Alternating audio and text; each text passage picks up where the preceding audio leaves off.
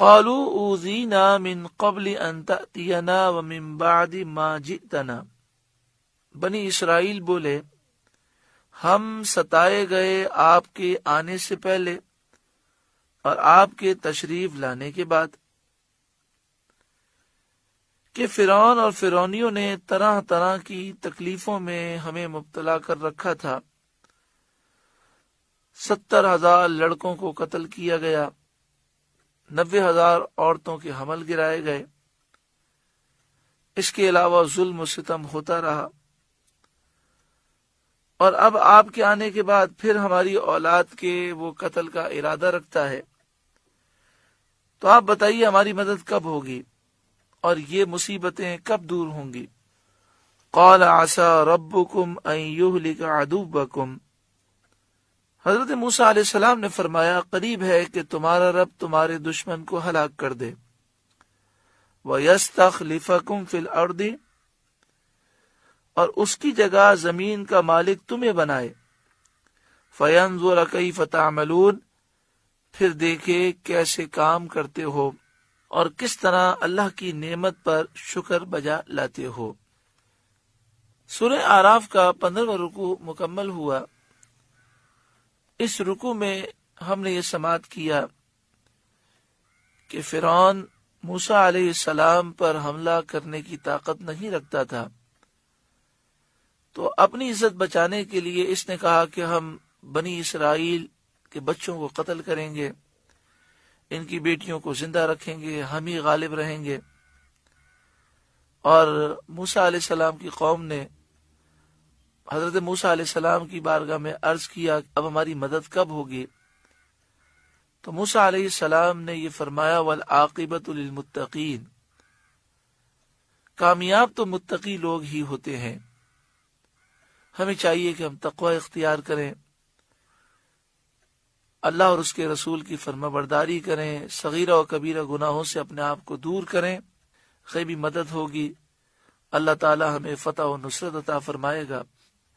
حضرت خالد بن ولید رضی اللہ تعالیٰ عنہ سے ایک قلعہ فتح نہیں ہو رہا تھا، تو آپ نے اپنے ساتھیوں سے فرمایا، فوجیوں سے فرمایا کیا وجہ ہے، قلعہ کیوں فتح نہیں ہو رہا؟ کہ ایسا تو نہیں کہ کوئی سنت ہم سے چھوٹ گئی ہے؟ تو انہوں نے کہا کہ ہاں، جنگ کی شدت کی وجہ سے ہم مسواک نہیں کر سکے۔ تو حضرت خالد بن ولید رضی اللہ تعالیٰ عنہ نے سب کو مسواک کرنے کا حکم دیا۔ تمام فوجی درختوں سے مسواکیں بنانے لگے اور دریا کے کنارے یا نہر کے کنارے بیٹھ کر مسواک کرنے لگے۔ اللہ تبارک و تعالیٰ نے ایسا کرم فرمایا کہ جب کافروں نے سینکڑوں ہزاروں فوجیوں کو مسواک کرتے ہوئے دیکھا تو وہ ڈر گئے، اور وہ آپس میں کہنے لگے کہ مسلمان دانت اس لیے تو تیز نہیں کر رہے کہ وہ بہت غصے میں آ گئے ہوں اور ہمیں وہ کچا چبا جائیں۔ ایسا روب طاری ہوا کہ وہ قلعہ چھوڑ کر فرار ہو گئے۔ انہوں نے مسلمانوں سے مقابلہ کرنے کی جرأت نہ کی، اور مسلمانوں کو اللہ تعالی نے فتح و نصرت عطا فرمائی۔ اس طرح کے کئی واقعات شام کی فتوحات میں اور دیگر ملکوں کی فتوحات میں صحابہ کرام کے ساتھ وقوع پذیر ہوئے، ایسے کئی واقعات پیش آئے۔ آج ہم دشمن پر فتح چاہتے ہیں، لیکن گناہ صغیرہ گناہ کبیرہ میں ہم ملوث ہیں، ہم فرائض واجبات سنت موقدہ کی پابندی نہیں کرتے، ہم اللہ کے حقوق بندوں کے حقوق ادا نہیں کرتے، ہمارے دل کینے بغض عداوت سے پاک نہیں۔ جب ہم اتنے گناہوں میں پڑے ہوئے ہیں تو پھر غیبی مدد ہمیں کیسے نصیب ہوگی؟ اللہ تعالی ہمیں جذبہ جہاد بھی نصیب فرمائے، شوق شہادت بھی نصیب فرمائے، اور ہر گناہ سے ہمیں بچنے کی توفیق عطا فرمائے۔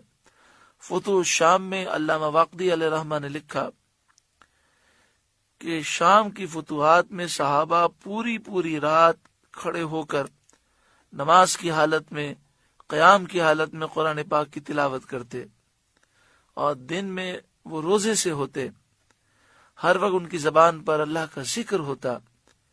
اللہ تعالی ہمیں کھویا ہوا وقار نصیب فرمائے اور ہمیں تقوی اور پرہیزگاری نصیب فرمائے، گناہوں سے شدید نفرت اور گھن نصیب فرمائے۔